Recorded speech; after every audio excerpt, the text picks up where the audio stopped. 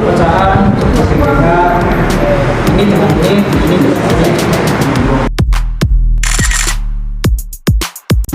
Satu, dua, tiga. Iya, nggak pernah. Pernah nggak sunat sama teman satu angkatan?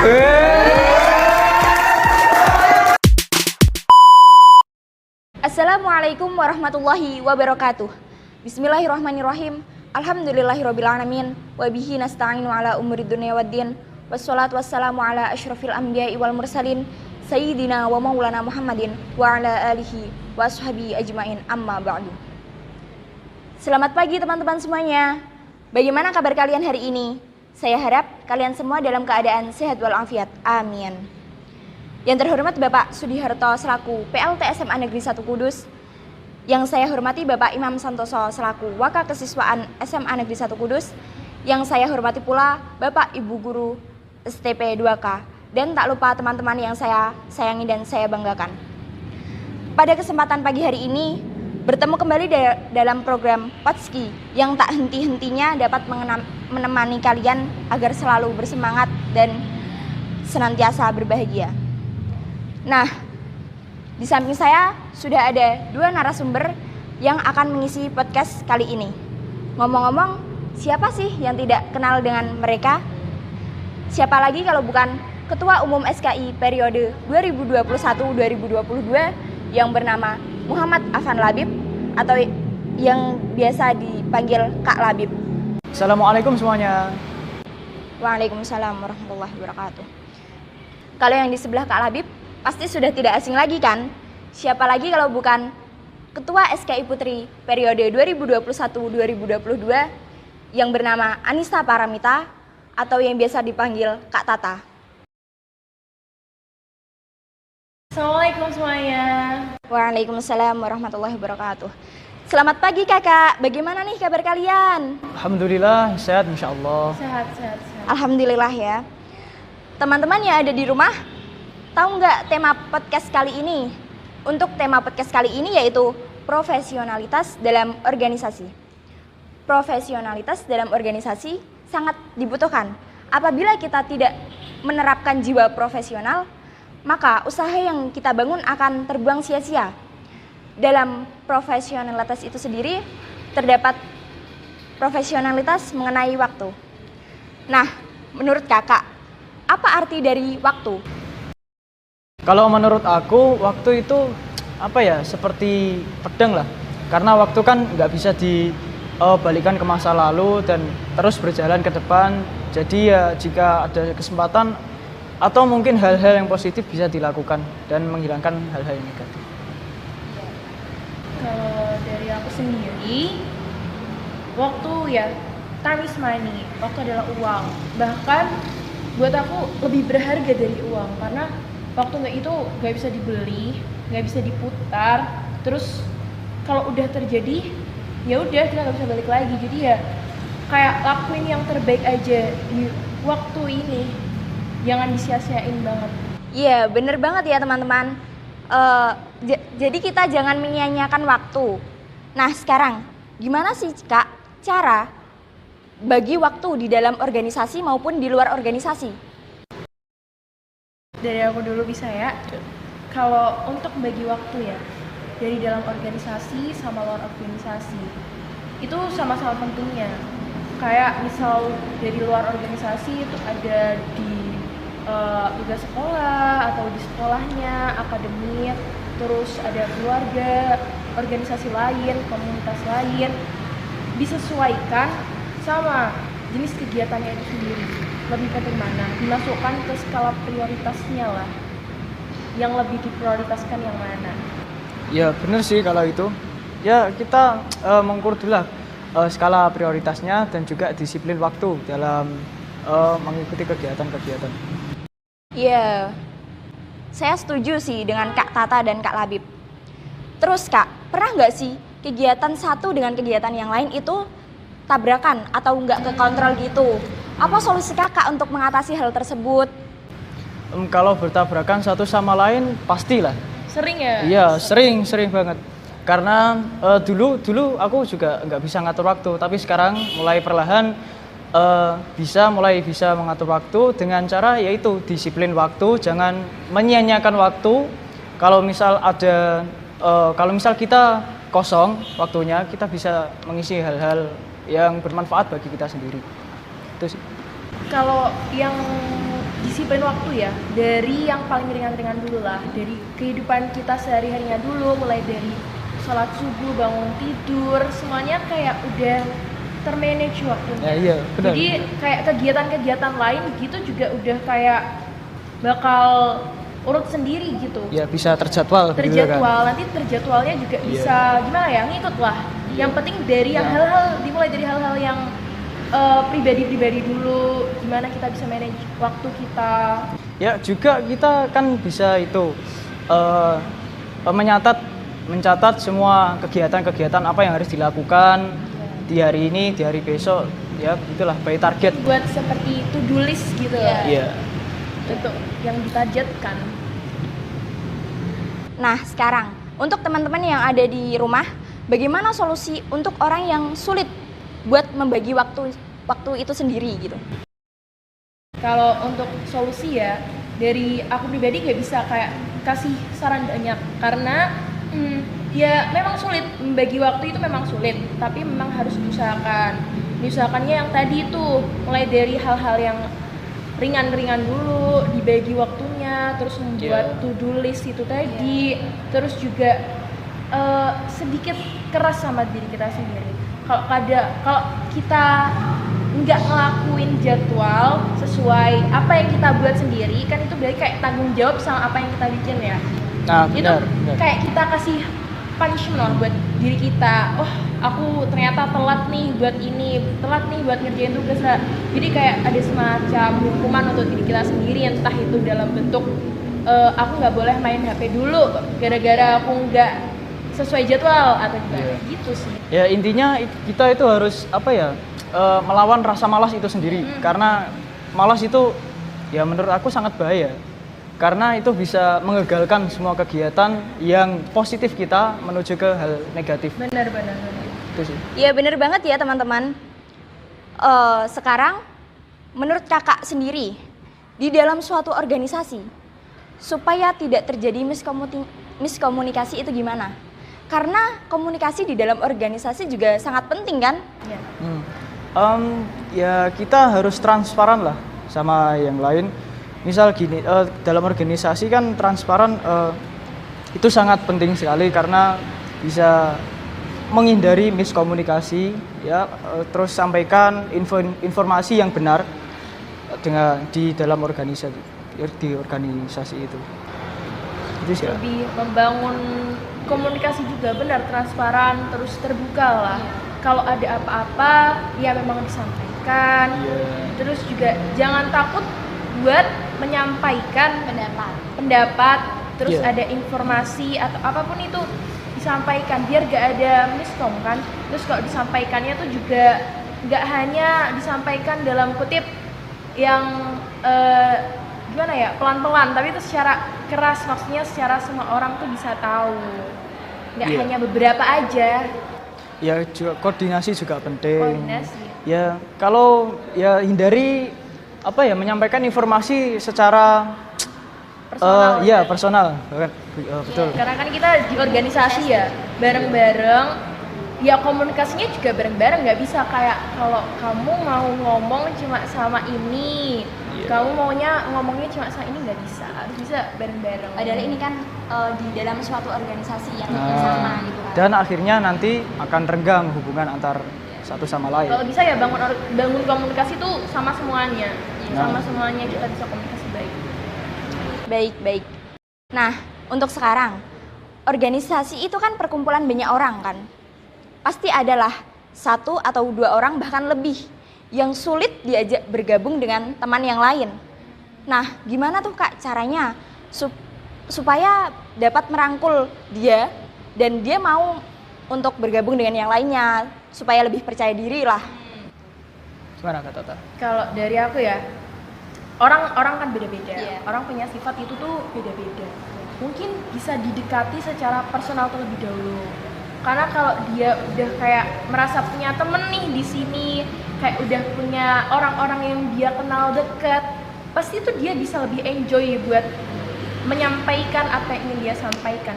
Jadi bisa lebih didekati secara personal dulu, terus habis itu diajak buat ngobrol dan diajak buat berani ngomong sama lebih banyak orang lagi. Ya bisa dengan sharing-sharing pengalaman Iya. atau yang Benar. lain. Baik.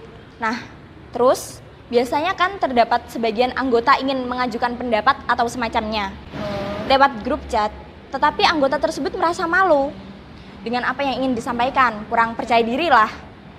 Dan akhirnya ia mengirimkan pesan pribadi kepada salah satu orang. Nah, untuk mengatasi hal tersebut, itu gimana? Untuk menurut kakak aja? Ya bisa dengan cara menghilangkan rasa malu kita. Iya. Ya karena gimana ya, hindari rasa malu, kemudian belajar terbuka dengan sesama, jangan takut salah, karena ya kita kan di organisasi pasti ada lebih ada kurangnya, kalau salah kan bisa diperbaiki. Saling mengingatkan. Nah iya, saling mengingatkan. Kalau yang dari pengalaman juga ada ya, mungkin bisa lebih kayak dimotivasi gitu lah dari orangnya. Iya. Ngomong di grup aja nggak apa-apa kok. Kalau misal ada yang ngechat aku secara pribadi, ngomong di grup aja nggak apa-apa. Nanti aku balesin, nanti aku yang respon. Kadang kan orang males atau malu buat kayak chat di grup itu karena gak ada yang respon. Iya. Dan jadi lebih kayak salah satu ngebangun rasa percaya dirinya Iya. gitu. Gak apa-apa, nanti aku yang respon gitu. Iya. Selanjutnya, gimana sih caranya kita melatih public speaking? Karena kebanyakan anak-anak muda zaman sekarang itu kurang percaya diri ya kak. Nah, public speaking yang di depan umum ketika berbicara di suatu pertemuan yang sifatnya penting. Lalu, jika kita tidak sengaja nih kak, kelepasan atau melantur, seperti mengucapkan hal yang tidak sepantasnya untuk didengar di saat kita lagi asik untuk membahas suatu hal. Nah, bagaimana caranya kita dapat mengontrol perkataan itu? Pertama dari public speaking-nya dulu ya. Dari cara kita berbicara di depan umum saat formal. Yang jadi hambatan itu tuh satu. Semua orang pasti merasakan, baik yang public speaking-nya udah bagus maupun yang masih belajar. Iya. Itu pasti merasakan tuh satu, yaitu grogi. Iya. Grogi itu wajar. Tapi gimana pinter-pinternya kita buat bisa ngatasin rasa grogi itu. Kayak kita lebih enjoy aja.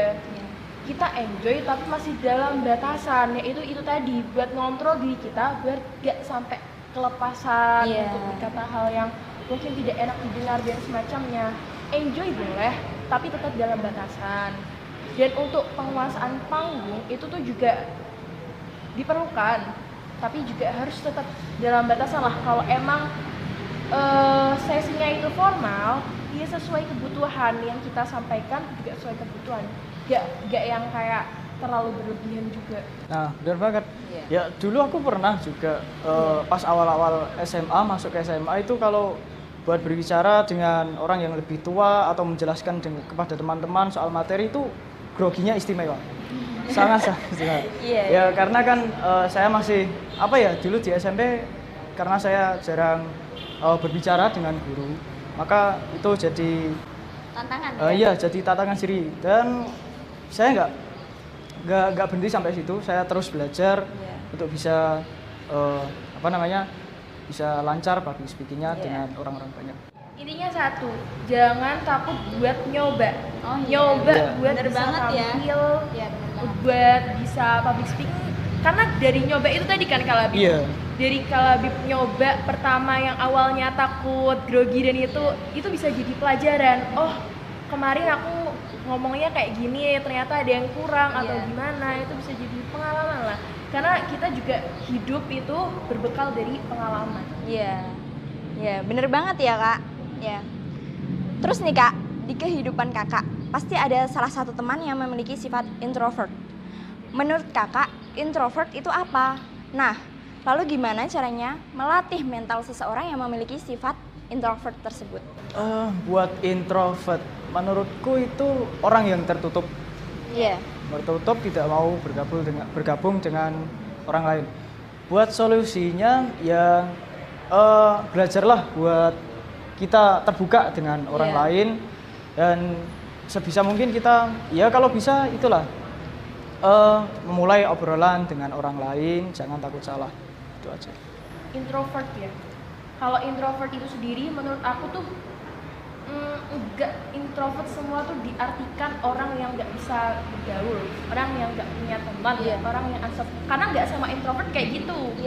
Ada introvert, dia bisa bersosial, dia bagus di sosial, tapi mungkin sampai rumah dia kehabisan energi dan harus ada sesuatu yang buat naikin energi dia gitu, ngembaliin energi dia. Jadi kayak gimana ya, kalau menurut aku ya, pengertian dari aku sendiri, introvert itu kayak yang orang yang nggak bisa ngeluarin energinya terlalu lebih lah saat sama orang lain. Dia ada butuh waktu buat ngisi energi dia sendiri. Nah juga mungkin bisa karena kebiasaan kan, misal anak tunggal dia nggak ada teman di rumah, jadi dia fokus kalau misalnya main HP ya main HP terus, nggak ada yang bisa diajak berbicara. Kayak gitu bisa dilatih sih. Kayak dia lebih sering bersosial, kita dari kita juga lebih ngajak dia buat ngobrol. Nah pentingnya bahas sesuatu gitu. Jadi nggak semuanya yang pendiam gitu tuh udah Introvert ya, betul banget ya. Berarti itu solusi ya Kak, solusi dari seseorang yang memiliki sifat introvert. Mungkin bisa dilakuin ya teman-teman yang ada di rumah. Nah sekarang saya mau nanya, kalau untuk di SKI sendiri itu bagaimana cara menerapkan kebersamaan antar sesama anggota? Kebersamaan ya. Karena kebersamaan itu kan sangat-sangat dibutuhkan di dalam organisasi. Kita tuh kalau dari pengalaman ya kalau kita mulai bisa raket itu emang waktu mulai prokja bareng, iya nggak? Iya, betul. Di saat puasa. Prokja itu secara gak langsung kebersamaannya tuh emang kayak langsung gimana ya? Langsung deket ya semuanya. Iya karena prokja itu jadi ya mengalir aja gitu. Kita kayak gak kenal tapi apa ya kayak seakrab gitu loh. Bisa saling ngobrol satu sama lain. Tapi kan dengan tujuan untuk emang karena tujuannya kan agar tapi jadi akrab beneran gitu ya. Iya. Karena kan buat menjalanin proyek itu dengan baik. Dari situ kebersamaannya tuh bisa muncul, terus bisa kayak gimana ya? Chemistry yang kita bangun di organisasi itu juga bisa tumbuh tuh karena kita emang sering bareng. Ya itu dari proyek-proyek itu tadi kayak lebih dimaksimalkan di situ sih. Karena secara gak langsung ya Kak, apalagi di proyek zakat sih dulu yang paling berkesan. Karena di situ kerjasamanya emang bener-bener harus ada kerjasama di situ. Ya, jadi bisa dikatakan kalau suatu kegiatan di organisasi itu bisa merakatkan sendiri secara tidak langsung. Iya, bener banget ya. Nah, kalau di dalam organisasi itu kan pasti orang mempunyai sifat yang berbeda-beda kan Kak? Gimana sih cara untuk meningkatkan solidaritasnya? Karena tidak semua orang memiliki sifat sama, memiliki pikiran yang sama gitu. Yang kalau itu mungkin ini ya, ajak diskusi bareng. Kalau misal ada kita mau melakukan proyek, kita diskusi bareng, terus kita mengobrol tentang proyek ini gimana, ya nanti secara gak langsung bisa nyambung lah. Gitu. Iya, dari solidaritas itu sendiri. Solidaritas itu kan satu ya, kita bersatu dengan satu tujuan, dengan satu pemikiran. Nah, gimana kita bisa satu tujuan dan satu pemikiran kalau kita masih beda-beda orangnya? Kita emang punya sifat yang beda-beda, tapi bisa disatukan dengan tujuan yang sama, yaitu kita lurusin niat kita bareng-bareng dulu deh. Kita tuh di sini tuh mau ngapain? Kita tuh di SK itu tuh jadi apa sih? Jadi kalau kita udah tahu tujuan kita tuh apa, maka kesolidaritasan itu sendiri tuh bisa terbangun. Kayak kita yuk bareng-bareng kita harus bisa mensukseskan suatu program kerja di sini. Jadi nanti bisa jadi tujuan itu sendiri. Ya, terus lakukan hal positif, terus lakukan hal positif di dalam berorganisasi karena itu sangat penting. Ya. Karena kalau misal kita melakukan hal negatif di dalam berorganisasi, nanti jadinya timbul perpecahan, jadi geng-gengan, ini dengan ini dengan ini, jadi itu. Oke, jawaban yang bagus ya dari Kak Tata dan Kak Labib. Nah, sekarang, semisal terdapat anggota yang baru saja join organisasi, agar anggota tersebut bisa menyesuaikan dengan anggota lain untuk menciptakan keakraban antar anggota. Itu gimana ya Kak caranya? Keakraban itu pertama tuh dari diri dia sendiri sih. Dari diri dia sendiri ya pengen akrab gak? Karena bener, yang tadi itu ada mencoba sok akrab dulu. Iya. Tapi ya jangan terlalu sok akrab. Iya, bener ya. Yeah. Tapi emang kayak harus gimana ya? Kayak itu kita mereka yang lain udah pada saling kenal. Terus kita baru join. Terus mau nggak mau ya kalau kita nggak sok akrab duluan sama mereka, ya nggak bisa. Terus dari cara kita menerima yang baru gabungnya itu tuh gimana? Ya menerima rasa sok akrabnya dia. Iya, Kayak ya kita juga sok akrab balik, kayak gimana ya, saling timbal baik lah, kayak ada rasa saling ingin mengenal satu sama lain, terus diajaklah mencoba buat join kegiatan-kegiatannya, kayak lebih diajak lagi. Kalau dari aku gitu, dari Kak Labib gimana Kak Labib? Ya mungkin nambah dikit soal itu ya, balik lagi ke sifat terbuka kita. Jadi kalau misal ada yang baru join masuk ke SKI, itu kita harus menerimanya dengan senang hati. Betul. Jangan sampai kita dicaci maki dengan kekurangan dari anggota yang baru itu. Mungkin itu sih. Jangan sampai dia itu merasa terkucilkan gitu. Nah, iya benar. Harus Jangan sampai kita. diterima. Iya, benar-benar. Itu ya teman-teman cara untuk gimana biar kita bisa menciptakan keakraban. Nah, sekarang gimana sih cara memprioritaskan kepentingan pribadi dan kepentingan organisasi? Kepentingan pribadi sama organisasi. Dilihat balik lagi, lebih penting mana? Karena nggak semua kegiatan kayak dilihat dari luarnya aja, kayak oh organisasi, oh itu pribadi. Iya. Bisa kayak yang organisasi itu bisa lebih penting dari pribadi, kadang juga yang pribadi juga bisa lebih penting dari yang organisasi. Iya, benar-benar. Jadi disesuaikan sesuai kebutuhan aja dulu. Gimana pintar-pintarnya kita buat lihat mana yang lebih penting, mana yang lebih kayak aku harus ada di situ. Iya, lebih yang benar. mana? Iya, balik lagi skala prioritas kita. Iya. Kalau misalnya kita dampaknya besar bagi organisasi itu, ya kenapa kita nggak join aja? Maksudnya gabung ke organisasi, melakukan aktivitas di organisasi. Kalau misalnya lebih penting kepentingan pribadi, pengaruhnya juga besar, ya boleh-boleh aja mempentingkan kepentingan pribadi. Cuman kan kita harus memikirkan orang lain juga yang memerlukan kita. Kan Iya. gitu. Betul. Betul banget ya Kak itu tadi. Nah, lalu jika kita sedang ada perkumpulan dan suasana di situ terlalu sepi dan tegang, bagaimana nih kita supaya dapat mencairkan suasana tersebut? Ya, mencairkan suasana ya. Mungkin dari apa ya, kita di organisasi tuh ya serius, tapi ya gak apa-apa lah ada bercandaan gitu. Iya. Karena kalau kita serius terus juga rasanya boring lah. Iya. Boleh kayak ada bercandaan yang dikit, jokes kayak gimana ya, jokes ya, tapi tetap dalam batasan, Iya. sopan dan yang lain-lainnya. Iya, benar ya. Kayak humor recehan gitu ya, ya apa sih. Karena kadang kalau kita dari sering ketemu, sering kumpul itu kadang tercipta humor baru. Iya. Yang mungkin cuma kita aja yang tahu. Iya. Cuma kayak Kak dari orang lain tuh dihabaan sih, tapi kalau dari kita tuh udah kayak ngakak Seru banget gitu. ya. Dari situ sih Kak mencarikan suasananya sih, dari humor receh gitu. Iya, kalau misal kita sedang menjelaskan sesuatu dalam misal materi dalam organisasi, ya kita selingi dengan humor-humor lah. Iya. Itu biar nggak bosan-bosan banget, nggak cair. Gitu ya caranya supaya kita itu tidak supaya kita dapat mencairkan suasana yang sepi.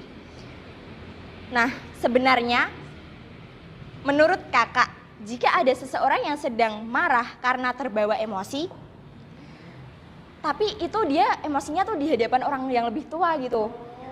Dan cara untuk mengontrol emosi kita supaya tidak kelepasan lah atau gimana gitu. Itu gimana ya, Kak? Ini dalam bingkai yang lebih umum ya berarti. Iya. Ya, hanya di kita-kita aja Iya. ya, lebih umum, lebih ke ya mungkin ada sebagian orang yang masih kayak belum bisa ngontrol emosinya apalagi Iya. sama orang yang lebih tua. Gimana ya? Pemahaman kita sama pemahaman orang yang lebih tua itu tuh ya memang beda, gak bisa sama Iya. karena eranya udah beda, zamannya udah beda, mindset dan pola pikirnya juga udah beda. Jadi gimana cara kita tuh lebih kayak nahan itu, gitu kan? Dan kalau emang ada orang yang sampai kayak gitu sih, nggak boleh ya, Iya. nggak boleh.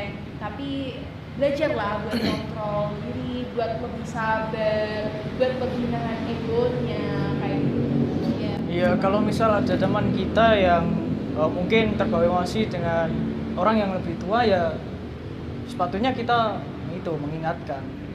Jangan sampai terlepas, jangan sampai emosinya terlepas membludak sampai misal membanding-banding barang yang ada di Iya. sekitar gitu. Iya. Yang kalau buat mengontrol emosi mungkin menyadari dampak apa yang akan ditimbulkan dari emosi tersebut. Kemudian kita bisa menerima keadaan. Ya memang susah memang. Kalau kita sedang emosi kita harus mengontrol itu memang susah.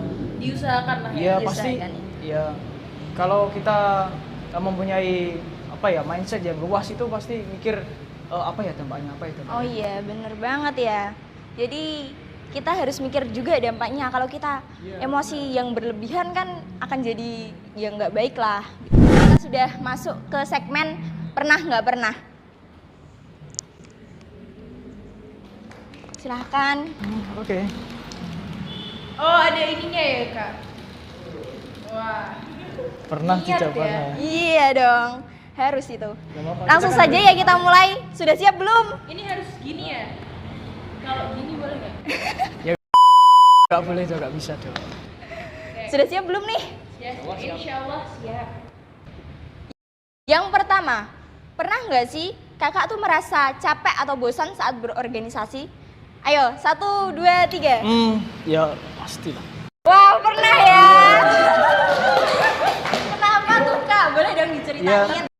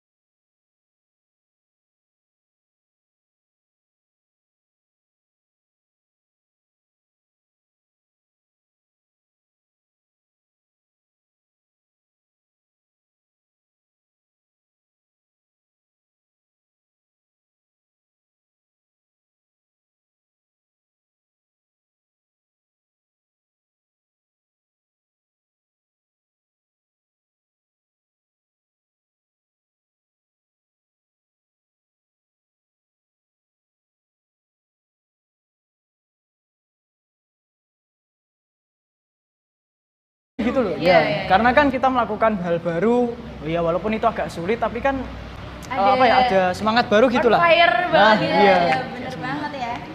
Tapi tetap harus dilakukan dengan pertanggungjawaban. Ya, harus dilakukan dengan ikhlas. Pertanyaan yang kedua, pernah nggak ada keinginan keluar dari SKI? 1, 2, 3. Iya, nggak pernah. Ya dong. Wah, keren. Banget ya. Ya dong, nggak boleh. Nggak lah. dong. Gimana ya? Dari niat ya lah, niatnya gitu. Ya enggak. Ya benar juga dari niat.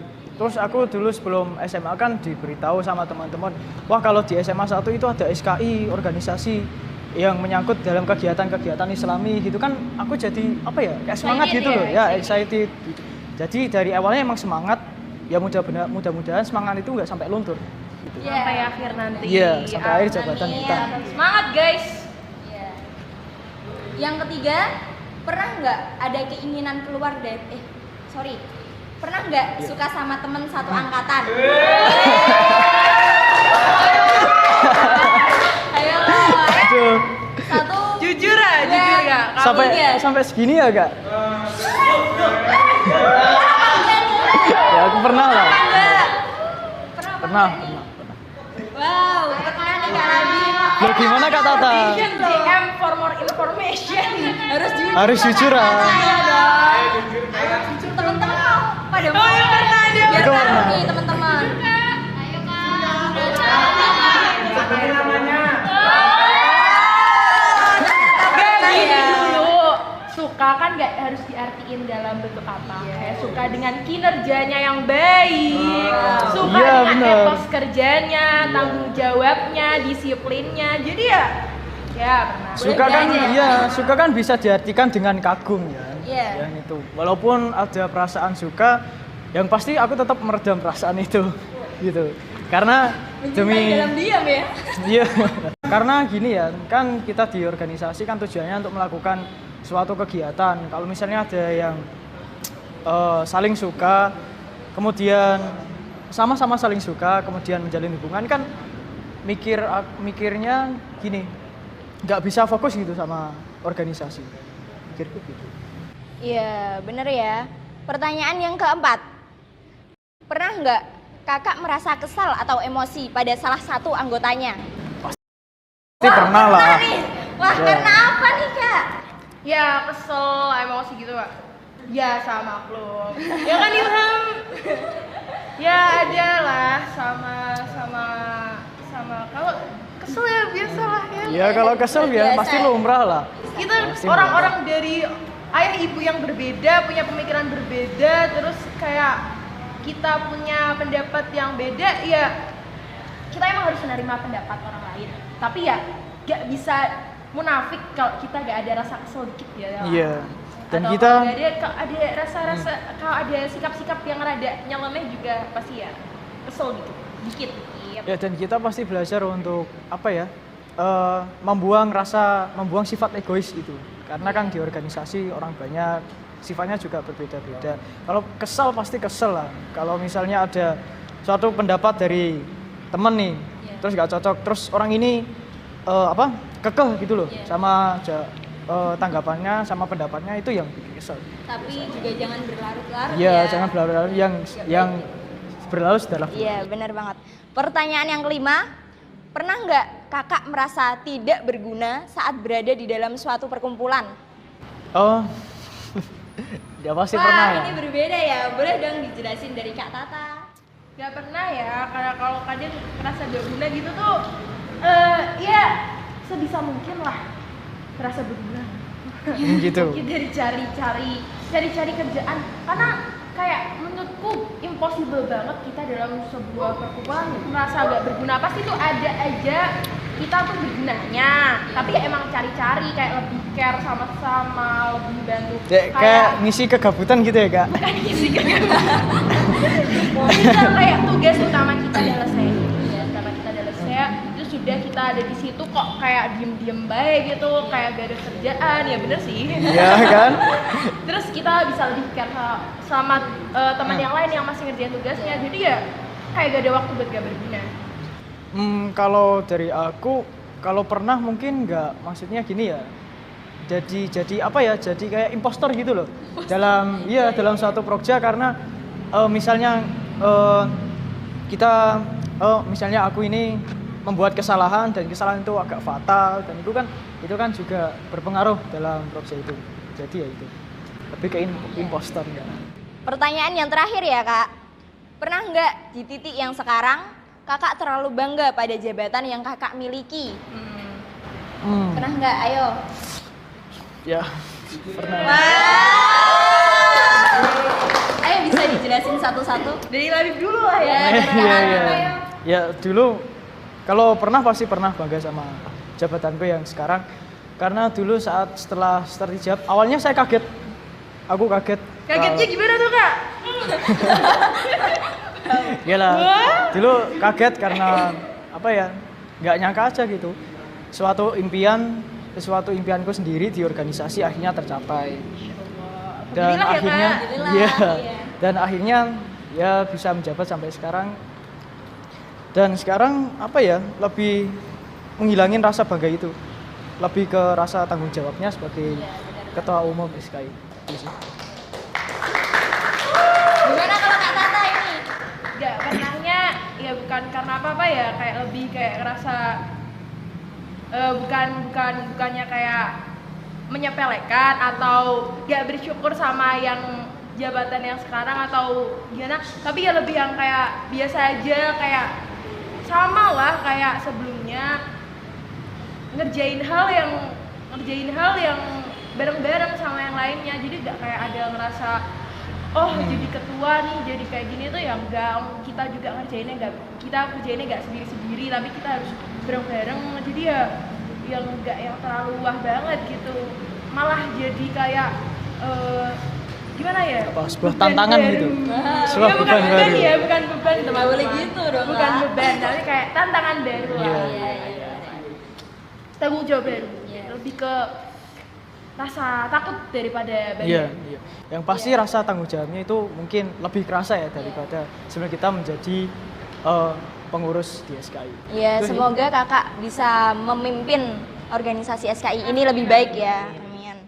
Nah, teman-teman, berhubung kita sudah di penghujung acara, apakah Kakak ada tips and trick untuk teman-teman yang menghadapi situasi seperti sekarang yang semuanya serba online?